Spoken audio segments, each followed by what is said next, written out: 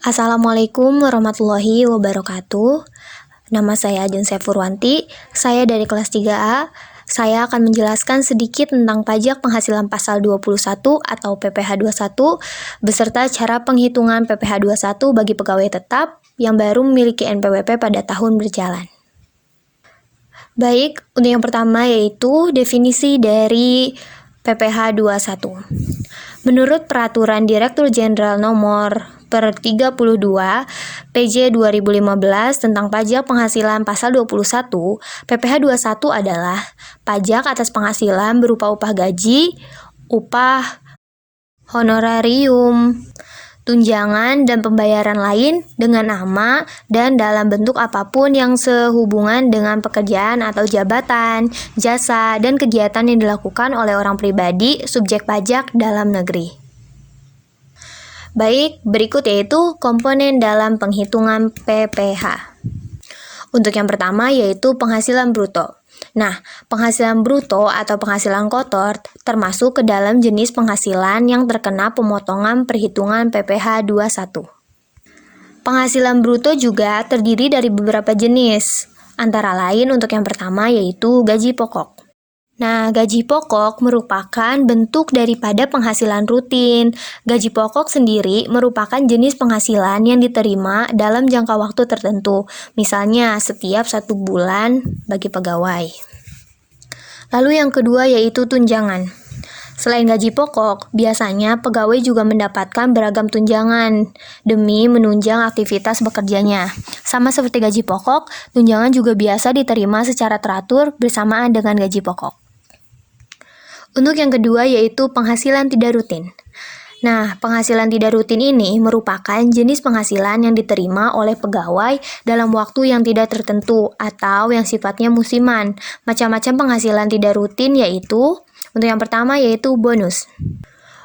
Bonus identik dengan penghargaan yang diberikan oleh perusahaan untuk pegawai yang dirasa memiliki performa baik selama bekerja atau misalnya pembagian dividen bagi para pemegang saham.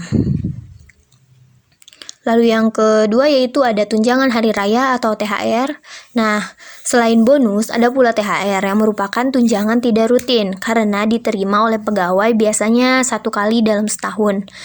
Namun, tidak menutup kemungkinan lebih dari 1 kali tergantung dari kebijakan masing-masing perusahaan. Yang ketiga yaitu upah lembur. Saat seorang pegawai terpaksa harus bekerja melebihi batas normalnya, maka perusahaan wajib memberikan upah lembur. Dengan demikian, upah lembur termasuk ke dalam penghasilan tidak rutin karena sifatnya yang temporer. Lalu selanjutnya yaitu ada pengurang penghasilan bruto. Berikut ini merupakan biaya-biaya yang termasuk ke dalamnya, yaitu yang pertama, biaya jabatan.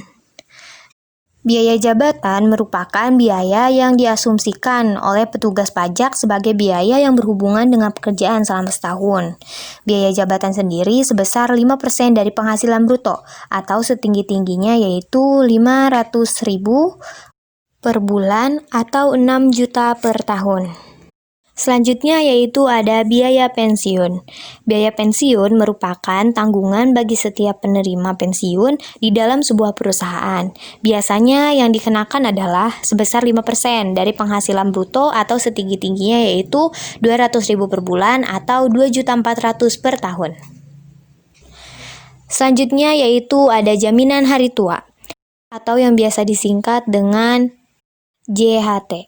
Nah, JHT merupakan program yang ditunjukkan bagi pegawai yang telah terputus penghasilannya akibat cacat, meninggal dunia, atau sudah memasuki hari tua.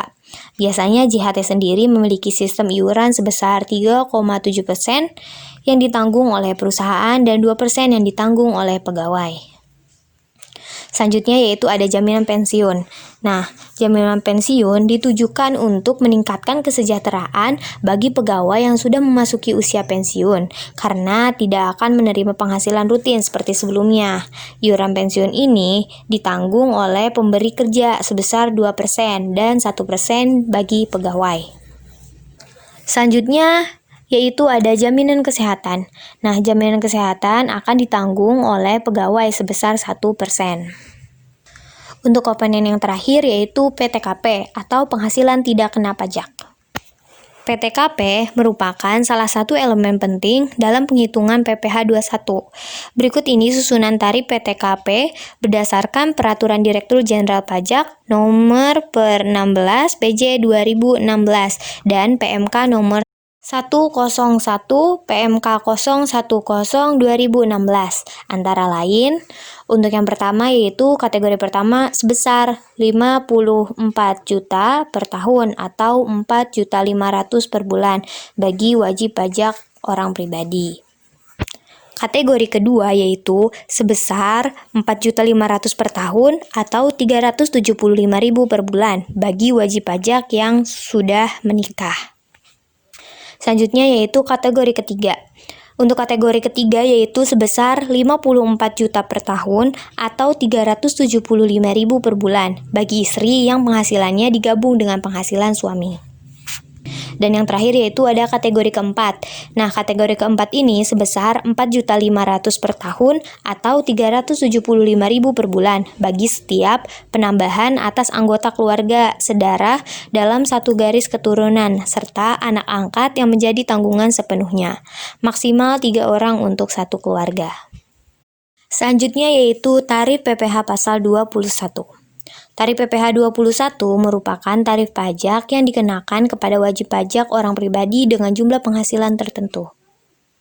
Untuk yang pertama yaitu WP dengan penghasilan tahunan sampai dengan 50 juta adalah 5%. Yang kedua yaitu WP dengan penghasilan tahunan di atas 50 juta sampai dengan 250 juta adalah 15%. Selanjutnya yang ketiga yaitu WP dengan penghasilan tahunan di atas 250 juta sampai dengan 500 juta adalah 25%. Yang keempat, WP dengan penghasilan tahunan di atas 500 juta adalah 30%. Dan yang terakhir yaitu untuk wajib pajak yang tidak memiliki NPWP dikenai tarif 20% lebih tinggi dari mereka yang memiliki NPWP. Baik, untuk selanjutnya yaitu langsung ke contoh soal. Baik, berikut yaitu soalnya. Afganish Khoili status belum menikah dan tidak memiliki tanggungan keluarga. Bekerja pada PT Andara dengan memperoleh gaji dan tunjangan setiap bulan sebesar 6.500.000 dan yang bersangkutan membayar iuran pensiun kepada perusahaan dana pensiun yang pendiriannya telah disahkan oleh Menteri Keuangan setiap bulan sebesar 200.000. Afganish Khoili baru memiliki NPWP pada bulan Juni 2016 dan menyerahkan fotokopi kartu NPWP kepada PT Andara untuk digunakan sebagai dasar pemotongan PPh pasal 21 bulan Juni. Untuk penghitungannya yaitu sebagai berikut. Gaji dan tunjangan sebulan seperti yang sudah disebutkan dalam soal yaitu 6.500.000. Lalu selanjutnya yaitu pengurangan. Untuk pengurangan pertama yaitu biaya jabatan. Nah, biaya jabatan ini yaitu 5% dikali dari gaji dan tunjangan sebulan, yaitu 6.500.000. Hasilnya yaitu 325.000. Lalu yang kedua yaitu iuran pensiun. Nah, untuk iuran pensiun yaitu 200.000, seperti yang sudah disebutkan dalam soal. Lalu 325.000 ditambah 200.000, yaitu 525.000. Setelah itu, gaji dan tunjangan sebulan dikurangi dengan hasil pengurangan, yaitu hasilnya 5.975.000. Nah, itu adalah penghasilan neto atas gaji dan tunjangan sebulan. Setelah diketahui penghasilan neto atas gaji dan tunjangan sebulan, selanjutnya yaitu penghasilan neto setahun. Maka 5.975.000 dikali 12, yaitu hasilnya 71.700.000 rupiah. Selanjutnya yaitu PTKP setahun. Nah, untuk wajib pajak sendiri yaitu 54 juta. Lalu 70.700.000 dikurangi 54 juta, hasilnya 17.700.000. Nah, itu merupakan penghasilan kena pajak setahun. Selanjutnya yaitu PPh pasal 21 atas penghasilan setahun yaitu 5% dikali 17.700.000, yaitu hasilnya 885.000. Selanjutnya yaitu PPh pasal 21 atas gaji sebulan. Maka 885.000 dibagi 12, yaitu hasilnya 23.750. Selanjutnya yaitu PPh pasal 21 yang harus dipotong karena yang bersangkutan belum memiliki NPWP. Untuk penghitungannya yaitu 120% dikali 73.750. Hasilnya yaitu 88.500. Selanjutnya yaitu jumlah PPh pasal 21 yang dipotong dari Januari sampai dengan bulan Mei 2016.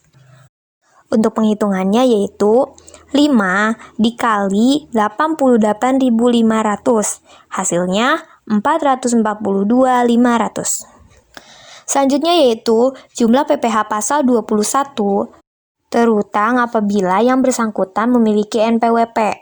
Penghitungannya yaitu 5 dikali 73.750.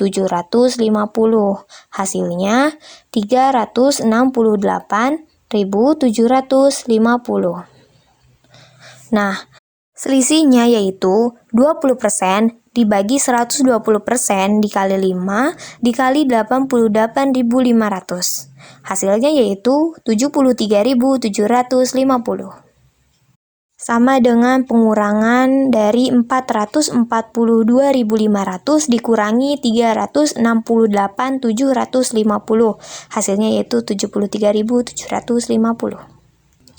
Selanjutnya yaitu penghitungan PPh pasal 21 terutang dan yang harus dipotong untuk bulan Juni 2016. Setelah yang bersangkutan memiliki NPWP dan menyerahkan fotokopi kartu NPWP kepada pemberi kerja dengan catatan gaji dan tunjangan untuk bulan Juni 2016 tidak berubah, yaitu sebagai berikut. PPh pasal 21 terutang sebulan atau sama dengan perhitungan sebelumnya yaitu 73.750. Diperhitungkan dengan pemotongan atas tambahan 20% sebelum memiliki NPWP, yaitu dari bulan Januari sampai dengan bulan Mei 2016. Yaitu 20% dibagi 120% dikali 5 dikali 88.500, yaitu 73.750. Maka dari itu, PPh pasal 21 yang harus dipotong bulan Juni 2016 yaitu nihil atau tidak ada. Selanjutnya yaitu apabila Afganis Qaili baru memiliki NPWP pada akhir November 2016 dan menyerahkan fotokopi kartu NPWP sebelum pemotongan PPh pasal 21 untuk bulan Desember 2016 dengan asumsi penghasilan setiap bulan besarnya sama dan teratur setiap bulan tersebut, maka perhitungan PPh pasal 21 yang harus dipotong pada bulan Desember 2016 adalah sebagai berikut. PPh pasal 21 terutang sebulan sama dengan perhitungan sebelumnya yaitu 73.750.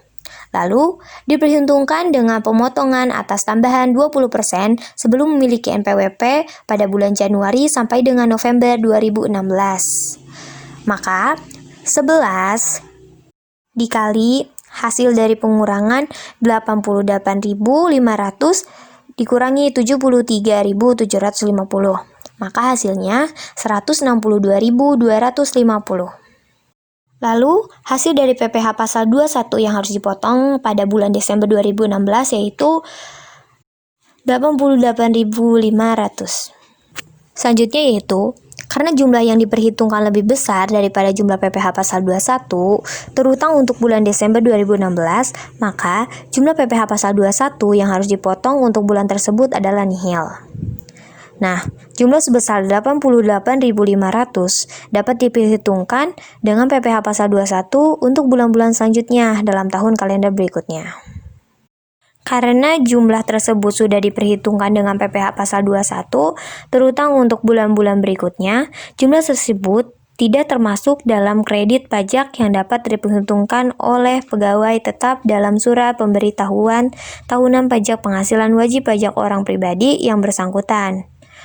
Perhitungan PPh pasal 21 terutang untuk tahun 2016, di mana Afganis Khoili baru memiliki NPWP pada akhir bulan November 2016 sebelum pemotongan PPh pasal 21 bulan Desember 2016 adalah sebagai berikut.